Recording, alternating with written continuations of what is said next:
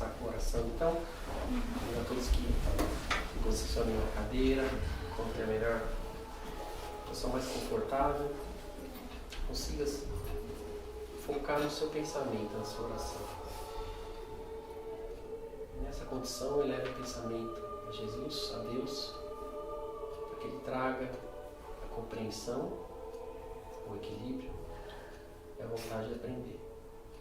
Cada um possa doar um pouco de si hoje, para que todos possamos receber. Que seja uma troca de energias, vibrações, ideias, que todos possam sair daqui um pouco melhores do que entraram.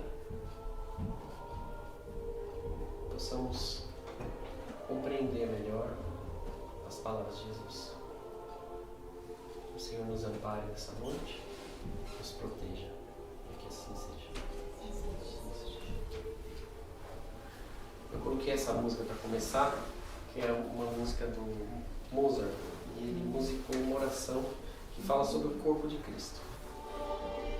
E aí ele termina a música. Então, essa introdução é justamente para a gente refletir um pouco, né, sobre o que eu acredito em Jesus. E a pergunta que eu quero colocar para vocês é: se cada um acredita por si ou por ter sido influenciado por alguém, e quanto essa influência trouxe para a gente? Porque essa música, né, reflete o que o Roberto Carlos acredita, né? Mesmo quando ele fala do renascer, né, tudo isso. Então, é uma coisa muito pessoal. O que eu acredito que Jesus Cristo faz para mim, né? E o que o Jesus Cristo histórico representa para mim. Então, eu vou falar um pouco aqui sobre o que o Espiritismo traz de informação, e eu vou listar para vocês depois a bibliografia para que cada um possa ler, mas ele não nega nada do que está no Evangelho, né? A mensagem não é essa, né? Não vem aqui e fala assim: não, Jesus Cristo era alguém que não tinha barba, não tinha cabelo comprido, ou não viveu naquela região, né? Ou não foi crucificado. Não vem desmistificar nada, porque na verdade Jesus Cristo é um mito, né? A figura histórica é um mito. Por quê? Porque ela foi criada ao longo desse tempo pela igreja. Então, muito da informação que a gente recebeu é o que foi acrescentado. Então, como a história do Papai Noel, né? Alguém chegou lá pra gente e falou assim: é um velhinho, né, de barba branca, vestido de vermelho, né, Coca-Cola. Então, essa história que veio pra gente, que a gente vai criando, gera esse mito do que eu creio. Então, essa música é muito do que eu creio, né, de Jesus Cristo. E aí você começa a pensar o que ele viveu, o que ele fez, como foram os eventos, né? Então, vamos pegar alguns eventos que aconteceram que as pessoas falam, assim. Então, assim, o apedrejamento, né, a adúltera. Se ele estava sozinho com ela, como se sabe o que falou depois? Então, ele foi lá e contou para alguém, né, para fazer o registro. Ou quando ele estava no deserto, que ele foi tentado pelo demônio, né? Como é que tudo isso, né, cresceu, né? Então, foram mitos, foram histórias que foram incorporadas. Mas faz diferença para a gente? A mensagem principal de amor e caridade é o principal, é o que existe de fato, né? E é o que cada um acredita e começa a desenvolver. Então, eu estou aqui porque eu acredito nisso, né? Porque eu creio nessa mensagem, porque eu creio em toda a história que aconteceu. Então, historicamente, Jesus Cristo existiu, né? Todos os estudiosos chegaram a essa conclusão. Não existe nenhum registro da época dele. Não existe um registro romano, assim, ano zero, né? Pôncio Pilatos, nasceu Jesus Cristo. Foi morto Jesus Cristo, né? Mas os estudiosos acreditam em dois fatos que realmente aconteceram: o batismo por João Batista e a morte e crucificação. Tá? Por quê? Elas foram contadas em textos romanos e judaicos, escritos no ano 100, e que eles dizem o seguinte: bom, tirando toda a conclusão histórica e tudo que vem, né, de toda a história da humanidade, se fosse alguém sem importância, não teria sobrevivido tanto tempo, né? E ainda mais os judeus não teriam escrito essa história. Então, assim, os romanos, né? Então você pega pessoas que teriam o menor interesse e registraram isso, né? E esses dois fatos são importantes porque contam o início, né, do apostolado dele. Então, quando ele foi batizado por João Batista, e aí ele começou a escolher os apóstolos e desenvolver toda essa história, e depois o fim dele. Entendeu? Então são dois eventos críticos para a gente, e no meio disso tem toda a história de amor, caridade e desenvolvimento do cristianismo. Né? Como isso aconteceu? O cristianismo não aconteceu porque ele foi crucificado. O cristianismo aconteceu pelo fato de ele ter desenvolvido nas pessoas essa mensagem. E aí é muito interessante a gente pensar assim, o sermão da montanha. Né? Na verdade, o sermão do monte, porque não existia uma montanha tão alta que o megafone para ouvirem. Né? Mas não era um evento isolado. Ele fazia aquilo diariamente. A mensagem que ele dava, né, quando ele estava naquela região, era para todo mundo ir e ouvir aquela mensagem. Então, alguns textos espíritas falam sobre isso. As pessoas se reuniam e caminhavam até lá para ouvir a mensagem dele. Algumas vezes ele chegava na barca de Simão Pedro, né, e falava do lago. Então, quando a gente começa a viver essa história e você começa a entender, né, todo esse contexto, você começa a ver a esperança que ele gera nas pessoas, diferente do que existia, né? Porque existiam muitos messias naquela região, naquela época. Né? As mensagens diferentes que aconteciam. Os textos espíritas, né, eles são baseados em três principais, que eu usei para entender um pouco mais. Né? Um é Humberto de Campos. Ele é um livro chamado Boa Nova, que é mais uma crônica da época de Jesus. Então ele conta os eventos, ele pega eventos específicos e conta como se fosse uma crônica. Ele não muda o contexto da história, ele acrescenta mais riqueza nos detalhes e conta mais para você ter mais crença de como aquilo aconteceu, né?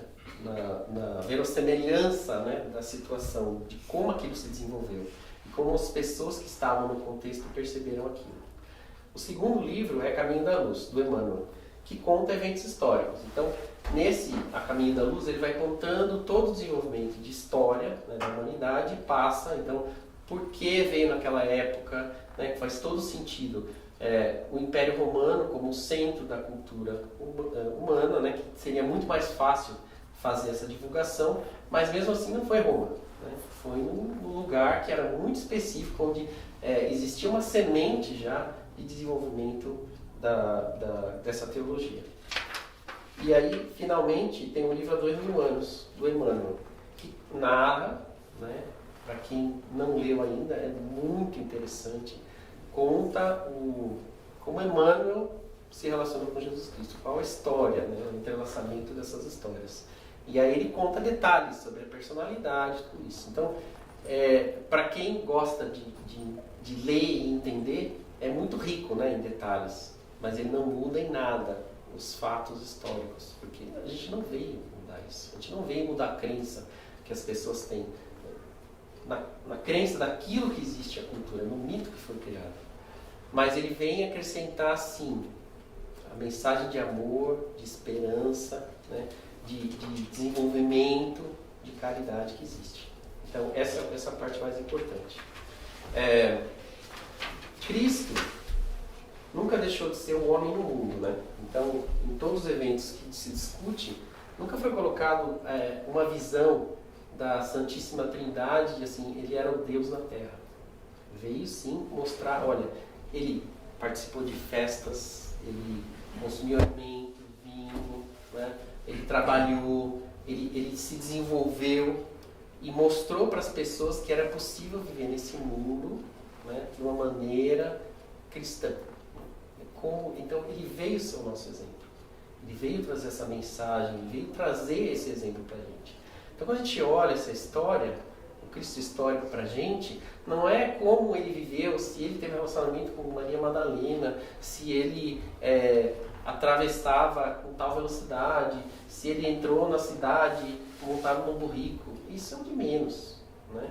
O que mais importa para a gente nessa história toda é como é que eu vivo o meu dia a dia.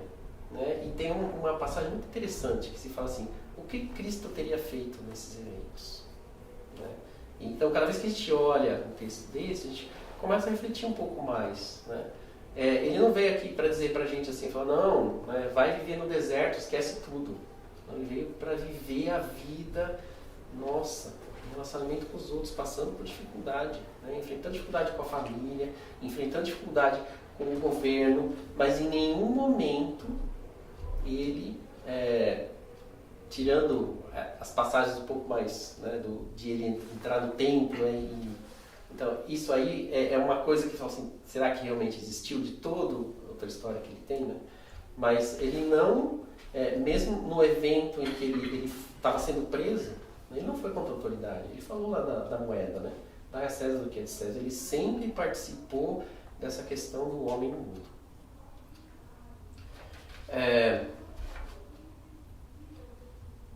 Ele era médium de Deus. E aí, quando a gente pensa sobre como Cristo se relacionava com o corpo, tem muito da pergunta de o que a gente acredita que ele tenha sofrido ou ele tenha passado, né? Então, pensando na infância, e ele passou por todas essas fases, né?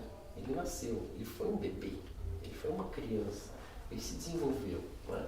Mas na crença de cada um, a gente vai ter concepções diferentes, né? De como ele foi uma criança, de como ele passou essa fase da infância, como ele se relacionou no templo, né? Que falam sobre o evento que ele foi lá e ele... Não, quando ele estava discutindo com os doutores da lei, né? Ele tinha 12 anos de idade e falou, não, ele merece aqui. Então, tem uma passagem, inclusive, que fala assim, poxa vida, a gente se interessa porque ele fique aqui, né? Então, o Espiritismo, o Humberto de Campos conta essa história de que ele foi no templo, né? Conversou com os doutores se interessaram para que ele continuasse lá. Mas, e aí Jesus Cristo coloca assim, não, me interessa pela carpintaria. E ele foi carpinteiro, né?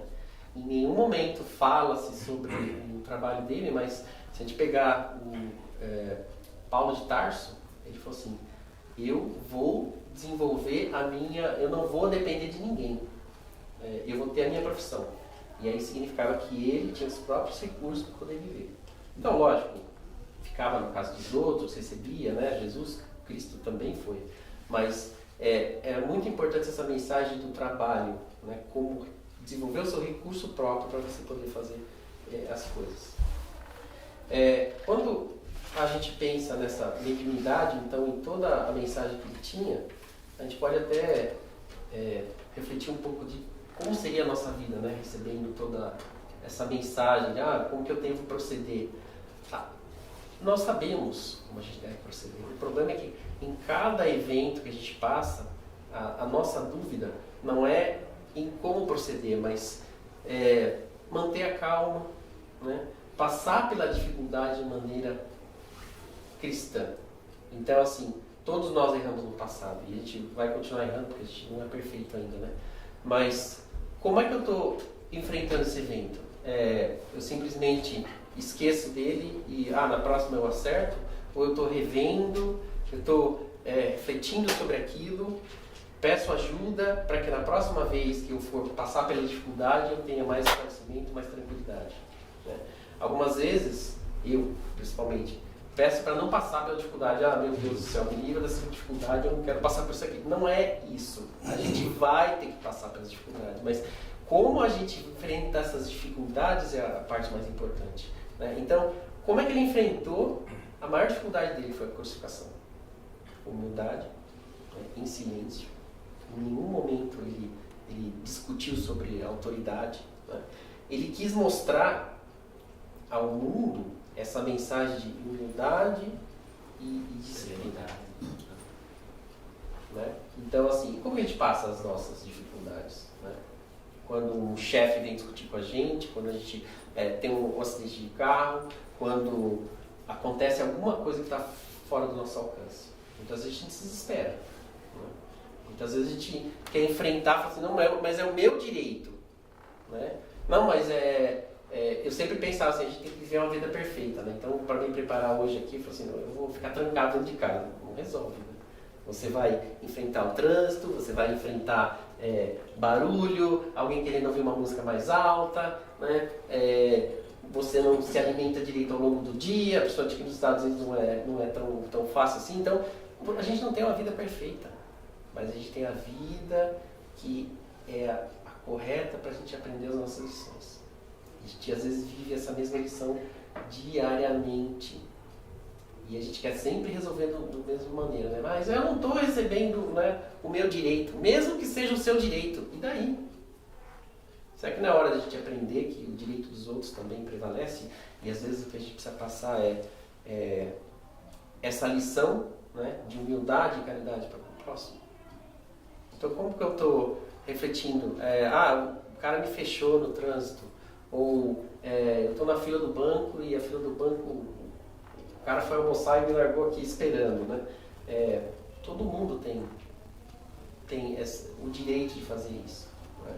E aí o que a gente tem que refletir é como essa lição me marcou, como vai ser da próxima vez. Se eu vou ficar irritado, se eu vou ficar tranquilo, se eu vou lembrar dos exemplos do Cristo, né? Eu costumo dizer que o que tem que acontecer com a gente não acontece com o vizinho. É com a gente mesmo. Tem que passar por aquilo, vamos passar. Mas é como você falou, depende de como você aceita aquilo que vem para você. A gente não pode ser submisso a ponto de não deixar tudo passar na frente, né? Isso, mas a gente tem que partir do princípio que, assim, eu preciso defender o direito do próximo, né? Praticar a caridade acima de tudo. Verdade. Então, o que eu estou fazendo? Hoje eu estava vindo no trânsito e aí tinha um carro parado. Eu falei assim, o que seria certo fazer? Eu olhei para dentro e vi uma pessoa lá sozinha. Falei, deveria ter parado, batido no vidro. Posso ajudar? Mas eu estou com pressa. Não, mas eu preciso ir lá na palestra. Então, esse é o mal. Passou a oportunidade que a gente tem. Fatos históricos. Então, eu comentei com vocês, né? Flávio Joséfos era um judeu que escreveu entre 93 e 94 sobre João Batista e a execução de Jesus por Herodes na época grega. E sobre o batismo dele, né? O senador Tácito, em 116, escreveu sobre a execução de Jesus nos anais romanos. E tem os evangelhos. Como os evangelhos se relacionam, né? E acho que é a parte mais difícil para a gente. Se você lê um evangelho de Mateus e Marcos e Lucas, eles são muito próximos, né? E se vocês começarem a pesquisar, vocês vão ver que eles são tão próximos que na verdade foram cópia um do outro. Então eles falam que 70% de evangelho de Marcos e Mateus é próximo, de Lucas tem 20% e alguns deles têm coisas comuns entre eles. Né? Por quê? Como foram escritos os evangelhos? Alguém narrou, alguém foi lá e escreveu, né? Pegou, falou, vou aproveitar uma história que foi contada aqui, outra história que foi contada lá. Isso sem contar nos apócrifos, né? Nos evangelhos apócrifos. Então, por isso que a mensagem em si, geral, né, é do amor e da caridade que a gente mantém. Entrar no detalhe de como Jesus existiu, como fez, a parte histórica, é impossível nesse momento da história, né? O que a gente pode ter certeza é que ele existiu. Ele foi um homem que existiu, ele foi encarnado e ele esteve aqui com a gente para mostrar esse exemplo. Como ele passou por tudo isso, vai ser difícil a gente sentir, justamente por essa capacidade, né? Eu estava pensando outro dia, falei assim, puxa vida, vamos fazer um exercício entre a gente. Né? Quem é a pessoa do meu convívio que eu acho que é a melhor pessoa? Né? Então assim, meu pai. Talvez seja uma pessoa boa, né? E de fora desse convívio, então assim, eu conheço a tia da Luz, por exemplo, né? Nossa, quando a gente fala com ela, meu Deus, que paz que ela traz pra gente, né? Uma avózinha que a gente tinha, né? E aí a gente fala assim, tá bom, e imagine Chico Xavier então, né? Imagina a energia, né, que trazia. Agora vamos passar um pouco mais, né? Como é que Jesus Cristo seria? Imagina o magnetismo e a energia que ele trazia para as pessoas, né? Ele tinha total controle sobre o corpo, sobre o perispírito. Então, todo esse sofrimento que ele viveu, na verdade, ele deve ter demonstrado para a gente como era. Porque provavelmente ele como espírito não sofreu nada. O corpo sim, né? O corpo sofreu, né? E o corpo como entidade, né? Por isso que a primeira música era sobre o corpo de Jesus Cristo, né? O corpo sofreu, né, para poder mostrar para a gente, mas o espírito em si não sofreu. Então hoje, na nossa condição humana, Qualquer sofrimento que a gente tem, o nosso espírito também sofre, né? Então aquela questão do perispírito que eu já contei aqui para vocês anteriormente. Então, qualquer coisa que o meu corpo sofre, reflete no meu espírito, através do perispírito, e também o espírito, né? Quando eu estou desequilibrado, quando eu tenho uma doença, um desequilíbrio espiritual, vai refletir no corpo também. Jesus não precisou disso, ele não precisava mais disso. Né? Então, a história é justamente essa, né? Por que fala-se sobre a Virgem Maria? Por que fala sobre essa energia enorme, né? Precisou de um preparo imenso para poder trazer um espírito tão elevado para poder reencarnar nesse corpo. Então, foram provavelmente dezenas, centenas de anos para uma preparação do corpo adequado para que pudesse receber esse espírito de luz. E a gente não consegue, né, na nossa pequenez, entender todo esse esforço, toda essa história que existe. Né? Porque a gente pode só imaginar, né, pensando nesses exemplos que a gente cita. Então, o Jesus histórico é para trazer para a gente essa mensagem de que nós estamos muito longe dessa perfeição. Nós estamos muito longe de atingir isso. Mas é um caminho que a gente vai trilhar. E a gente pode olhar para ele e usar como referência, pensando sempre o que Jesus tenha feito, né? Quais são os exemplos, quais são as histórias. Nada desmerece o que foi feito. Tem uma outra passagem que o Humberto de Campos coloca, que ele se encontra com Pedro, né? E aí ele pergunta para Pedro, o que poderia ser adicionado, né? Algum fato histórico ou no Evangelho em si? Ele falou assim, nada. Não existe nada no Evangelho ou na história que deva ser acrescentado. A essência está lá. Então, basta a gente procurar. Porque a essência do amor e da caridade está tudo escrito. O exemplo do que a gente tem que viver está escrito já.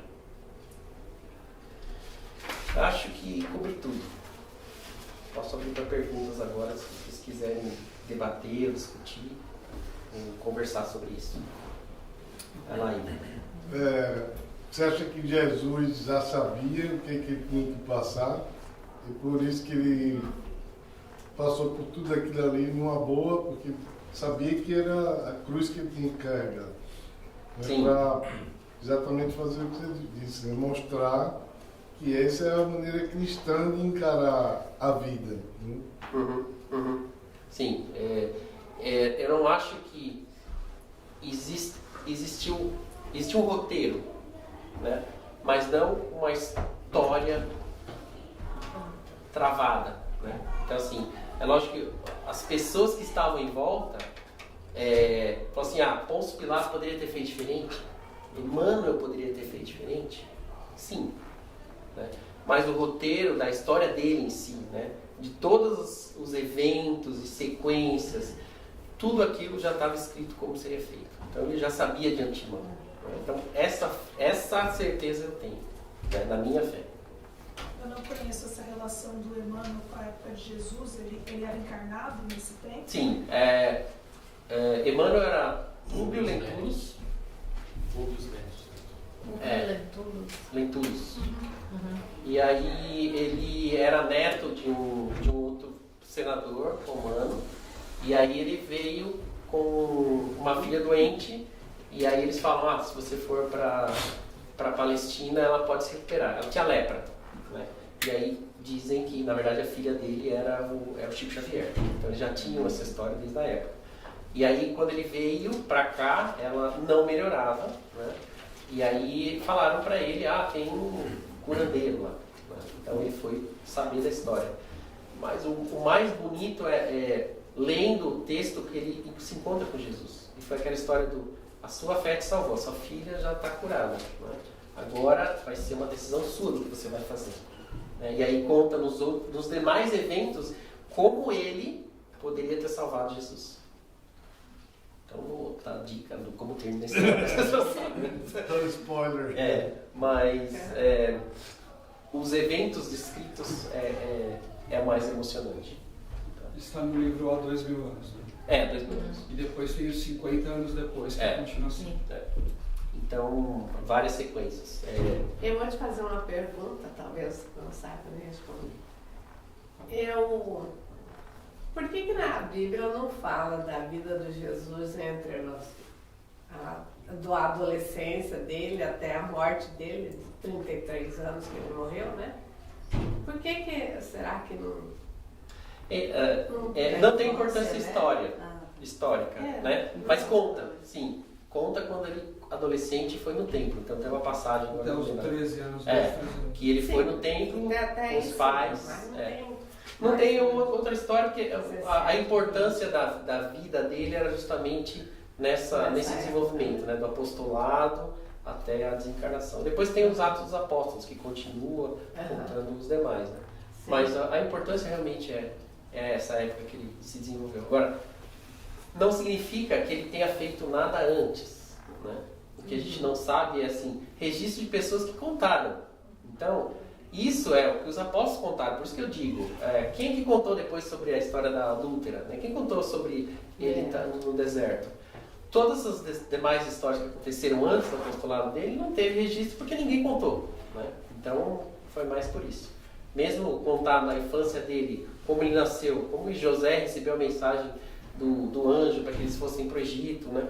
Tudo isso tem muito contexto histórico. E se você pegar, por exemplo, a Isaías falava sobre o Messias, né? Então existiam eventos que deveriam acontecer. Falam que ele seria descendente de Davi. Tem um dos evangelhos que fala que ele era filho não sei de quem, vai chegando toda a árvore genealógica dele vai chegar José até Davi, né? Então, que relevância espiritual tem isso? Porque que ele teve irmãos, a gente sabe, né? Sim. Isso eu vi. Então, ele teve irmãos, a mãe dele não era virgem, mas isso também vai contra, né, o que cada um acredita. A mensagem principal é essa, né? Que ele veio trazer pra gente e mostrar pra gente, ficou registrado em cada um, né? E a crença de cada um. Os detalhes da vida dele não são relevantes porque ele viveu como homem. Sim. Mas a mensagem que ele deixou, como você falou, é o que diferencia ele da humanidade até hoje ainda. Sim. A exemplificação dele, né? Então, para mim, o mais importante, e essa questão do fato histórico da crucificação, a paixão para mim é o principal. Porque a história dele se divide nisso, né? A infância, a adolescência, que a gente não conhece nada. Depois o primeiro apostolado, que ele começa a contar sobre essas histórias e desenvolver sobre a cristandade, né? O cristianismo. E a paixão, que ele dá os maiores exemplos. Então, ele fala sobre a fé dele, né, sobre seguir o roteiro que o pai dele criou para ele, né, que eu tenho que fazer isso. Fala sobre a humildade dele, né, então se reunindo com os apóstolos, lavando o pé de cada um deles, né, de não ter nenhum preconceito com qualquer que seja. Então, Maria Madalena, as outras Marias, todas as pessoas que corriam com ele, Zaqueu, né, Mateus, que era publicano também. Então, ele não tinha preconceito. O que ele queria, sim, era a questão da transformação íntima, da reforma íntima. Então ele fala para aquele rapaz, né, o que eu preciso fazer? Eu já fiz tudo. Ele falou assim, deixa tudo, todos os seus bens e me segue. Ele falou, então eu não quero mais. Não quero mais brincar. Eu estava vendo a respeito da confirmação se Jesus existiu mesmo ou não. E os historiadores têm hoje como um dos fatos mais...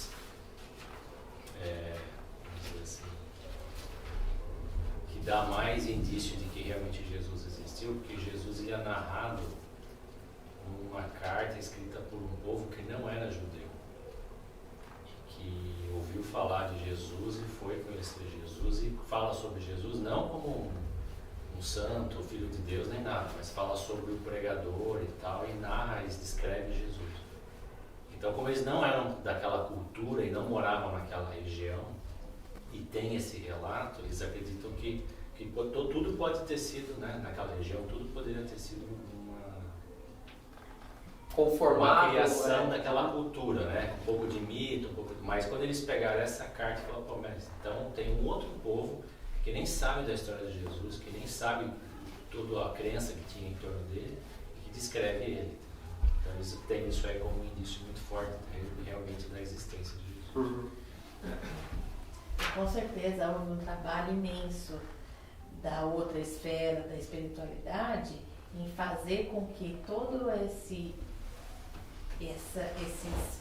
indícios chegassem, de alguma forma se unissem e a gente tivesse essas conclusões baseadas em fatos diferentes, de lugares diferentes, para maior credibilidade, né? Então, isso é uma coisa que eu queria falar. E outra coisa, aqui falou-se sobre as provas, né, que a gente tem que passar, que se a gente tem que passar, mas tem uma coisa que a gente não pode esquecer, que a gente está aqui para lutar sempre na vida, em todos os aspectos. Então, não é porque você está com um machucado no pé que você não vai no médico procurar para se curar, para ver o que vai fazer. Não, tem que passar por isso. Então, a gente tem que ter uma boa, vamos dizer assim, uma ideia dos limites, aonde a gente discernimento de onde atuar ou não. Se eu estou com uma dor no pé, se eu estou com doença, eu não vou no médico para me curar, né? Eu fico pensando isso porque, né, acontece isso diariamente com a gente, né? Então eu estou com um problema lá no trabalho, mas se eu falar alguma coisa, eu acho que vai prejudicar alguém, aquela história assim, falo, não falo, faço, não faço. E no fim é assim, o que você tem que agir de forma que você haja com caridade, com amor, com respeito. Se você estiver agindo desse jeito, não existe o erro, né? Então, aquilo que você fizer, pensando que você tem que estar com o coração assim, você só está lutando para amenizar as consequências da sua prova e você poder atuar mais e adicionar mais valor em outras coisas. Obrigado, irmã Lúcia, por você trouxe. Mas, ainda bem que não é tia Lúcia. Eu acho que o Cleiton ele pegou exatamente esse ponto aí, que é o que a gente fala que é a resignação. E muita gente confunde, né, quando fala da resignação, que é a aceitação de tudo que está errado e ficar quieto e... Não é. Resignação não é isso. É você aceitar, sim, que aquilo está errado, que você, por alguma razão, está passando por aquilo, mas não há nenhum momento dentro do significado da resignação que você tem que ficar sem fazer nada. Então, a luta, ela existe, o ir atrás dos seus direitos, brigar pelos seus direitos, no sentido de não ficar acomodado. Então, isso é importante. E uma outra coisa que eu queria comentar, Cleiton, você falou muito dos evangelhos, né? A gente sabe historicamente, acho que os principais são 4 evangelhos, né? E um deles foi escrito por Mateus, que estava lá presente. Mateus esteve junto com Jesus, ele era um dos discípulos e, de certa forma, é onde se tem a maior credibilidade das histórias, porque parte delas ele estava junto ou ele estava muito próximo do que aconteceu. E depois a gente sabe da história de Paulo de Tarso, né, que nem vivenciou aquilo tudo e que foi um dos que mais foi atrás das histórias. E é isso como acontece hoje, como um historiador que não viveu aquela época e ele vai atrás das histórias através de relatos, cartas, depoimentos e descobre algumas coisas que são reais. Então, eu particularmente achei legal que você falou, cada um vai ter o seu Jesus ali, né, isso não é colocado pela doutrina espírita. A doutrina espírita deixa muito claro a existência de Jesus, a importância do que ele deixou como legado, como informação e não como as imagens que a gente tem, mas dentro de todo o contexto que foi narrado dentro do Novo Evangelho, né, do Novo Testamento, desculpa, que são depoimentos válidos. Claro, como qualquer coisa, não é 100% correto, existe a questão ilustrativa, tal, mas a maior parte daquilo realmente aconteceu. E às vezes a gente demora para entender isso. Estou falando assim da minha vida pessoal. Em muitos anos eu ficava em dúvida sobre aquilo. Então, sugiro a todos não lerem só os escritos dentro da doutrina espírita, porque teoricamente a gente acredita de que alguém está passando aquela informação corretamente, como Chico Xavier, através do Emmanuel e muitos outros médiuns, mas vai procurar também em outras religiões e outras doutrinas, porque o assunto ele bate, né? Tirando as ilustrações que são muito, às vezes tem alguma diferença, mas o assunto ele bate. Então, para mim, eu não tenho dúvida nenhuma da existência e muito menos dos acontecimentos. tirando algumas fantasias que são criadas, que é normal, em relação a tudo que aconteceu, eu acredito. Só um minuto, lá atrás. Eu tinha só um comentário à conversa sobre resignação. Eu conectei com a conversa e eu acho que é aí que vem a fé, né? Porque é a resignação, mas também lembrar que tem um plano espiritual trabalhando, né? E pedindo aquela orientação, porque às vezes é aceitação com orientação. O que eu faço nesse momento? Falo ou não falo no trabalho, né? Mentores me orientem e aí tá com a mente aberta para receber aquela orientação. Eu acho que combinando isso, tendo fé que a gente está no caminho certo, né? Talvez seja a resposta, né? Certo ou errado. E eu gostaria da lista de livros, por favor. Sim, claro. Faço. Desculpa.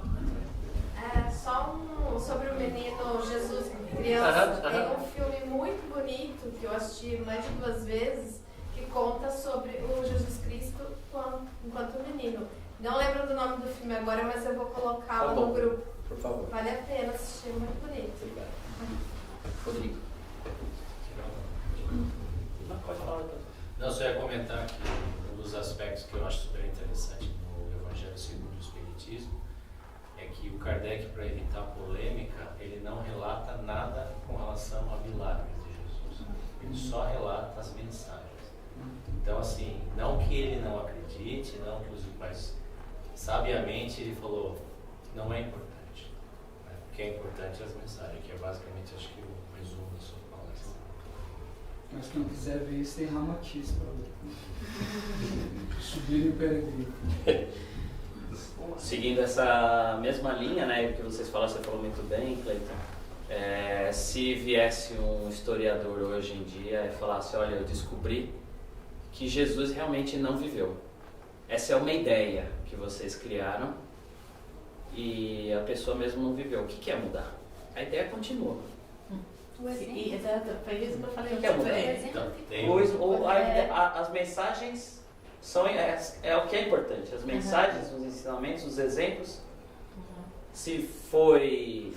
Eu acredito piamente que Jesus viveu na Terra aqui. Mas se vier uma pessoa disser que o Jesus não passou na Terra, não muda nada. Você acredita que ele vai voltar? Não. Tem necessidade dele voltar mais. Não no conceito de que ele vai reencarnar de novo. Eu acho que a gente vai chegar no plano que a gente vai encontrar com ele. Então, ele já mandou tanta coisa pra gente. Ele já veio, passou mais ou menos a receitinha de bolo, é a gente que tem que visitar ele agora. Tô aqui esperando você. Casa são fáceis. Eu não sei se a ideia é correta, mas cada vez que a gente pensa, estuda o que ele deixou, ele está vivo. Cada um de nós. Exatamente. Sim, isso é. Né? Ele vive em nós, pelo exemplo. Mais alguma coisa? Comentários? Eu tenho uma pergunta. Sim. Não sei do nosso tempo, mas eu sou bem nova, estou tentando entender muita coisa. Mas quando você falou dessa questão de não é porque a gente tem um plano que a gente tem que aceitar um plano que acabou, eu estava pensando um pouco nisso e pensando também que não é só que tem um plano que tem um conformismo. Beleza, é isso aí que eu vou, né? Porque até onde eu entendo também, a gente tem o livre-arbítrio. E todo mundo tem o livre-arbítrio. Então pode ser que uma pessoa bebeu, porque ela escolheu beber, bateu no seu carro, você se machucou, e talvez aquele não era seu plano, mas era porque aquela pessoa escolheu beber e interferiu. Então aí você sim tem que entender o que está acontecendo e ir atrás de se curar, vamos dizer assim, desse acidente, por exemplo. Isso faz sentido? Essa questão de livre-arbítrio? Não. Então, entrar nisso é uma seara difícil, porque... Você vai desencadear um dominó. Isso é bem interessante. Tem um livro que eu estou lendo agora que fala sobre todo o encadeamento de ações e resultados. Tá? Então, mesmo a questão do acidente, era para acontecer. Tá? O que pode acontecer de livre-arbítrio é assim, o quanto eu vou acelerar ou diminuir. Então, muitas vezes a gente fica lutando contra. Tá? Então, assim, eu sofri um acidente, era para eu aprender uma coisa com aquele acidente. Ao invés de fazer isso, eu fico xingando, todo mundo que vem me ajudar eu maltrato. Então, ao invés de estar aprendendo, eu só estou atrasando a minha lição. Sim, porque também livre-arbítrio é uma coisa que às vezes passa E ele falou que a gente, como crianças ainda, né, nessa questão da evolução, que até o nosso livre-arbítrio é monitorado. É literalmente, assim, ele explicou de um jeito que caramba, realmente faz sentido. Então, assim, a gente tem, mas ainda assim, né, os mentores, enfim, a espiritualidade, a gente ainda tem uma série, igual uma criança, você dá um livre-arbítrio para ela, mas limitado na capacidade que ela tem. Então, assim, foi algo que me... Sim. Eu acho que, assim, o livre-arbítrio seria muito bom assim, ó, eu decidi ser bom hoje. Então, a partir de agora, eu vou ser perfeito com todo mundo. Podem vir, né? Quem que quer esse livre-arbítrio? Não, eu vou continuar a minha vida, fazendo o jeito que eu quero, né? Sofrendo, não sei o quê. E aí as consequências vêm pra gente, né? De outras vidas que a gente não entende. E ao invés de a gente passar por aquilo, não como sofrimento, mas como uma lição, né? A gente vai sempre xingar. Poxa vida, mas esse médico me deixou esperando. Poxa vida, mas essa enfermeira não cuida bem de mim. Então, essas relações é que a gente não consegue fazer. O nosso livre-arbítrio está limitado à nossa capacidade, né? Como o Albert falou. Então, a gente vai estar sempre... E eu acho que o mais difícil é a gente perceber que existe um plano e a gente fica lutando contra ele, né? Então, assim, ó, não, eu preciso ajudar a minha filha, ao invés de ajudar a minha filha a se desenvolver e aí ela vai crescer mais rápido e vai aprender mais, eu fico postergando. Não, eu vou ficar saindo com os amigos, eu vou sair para beber, eu vou ficar no computador fazendo as minhas coisas, e ao invés de me dedicar a ela, e quando ela for mais velha, que ela vai começar a exigir coisas de mim, eu falo, mas você estava ausente. Quando eu pedi para você me ajudar na lição, você não estava, né? Então, a gente segue esse nosso livre-arbítrio e depois, quando a vida vem cobrada, a gente fala, puxa vida, mas o que aconteceu comigo? E a gente sofre. O último comentário aqui sobre a sua pergunta. No meu entendimento, o nosso livre-arbítrio, e como a Renata comentou também, ele se limita àquelas coisas as quais a gente tem o controle. Uma grande maioria das coisas que acontecem com a gente estão fora do nosso controle. Mas onde está o livre-arbítrio? Como a gente reage? Qual é a nossa reação frente àquilo que acontece com a gente que está fora do nosso controle? E é nesse momento, como o Cleiton falou, que a gente aprende, que a gente pode desperdiçar a oportunidade de aprender ou pode avançar mais rápido ou mais devagar, entendeu? No meu entendimento, o nosso livre-arbítrio ele sempre está presente.